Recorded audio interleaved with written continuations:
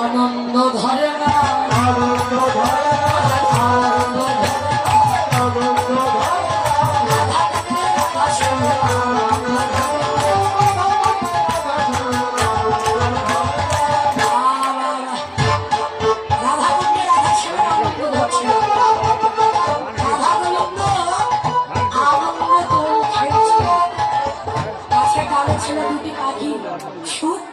আর সাদা বলো রাধে গোবিন্দকে পেয়ে কি ভুলে গেছে সূর্য পূজার কথা? হ্যাঁ, ওই যে জটিরা কুটিরা এলো বসে তাড়াতাড়ি করে যাও। এবারে গেলেন সূর্য পূজার মন্দিরে, সবেদেরকে সঙ্গে নিয়ে রাধানী সূর্য পূজা করবে। কিন্তু ব্রাহ্মণ তার কোথায়? একজন আছে কে বর্মনের শিষ্যকে আমার গোবিন্দ গোবিন্দই ব্রাহ্মণকে ধারণ করলেন। আরে দেখি মনে সুখিয়া মাথার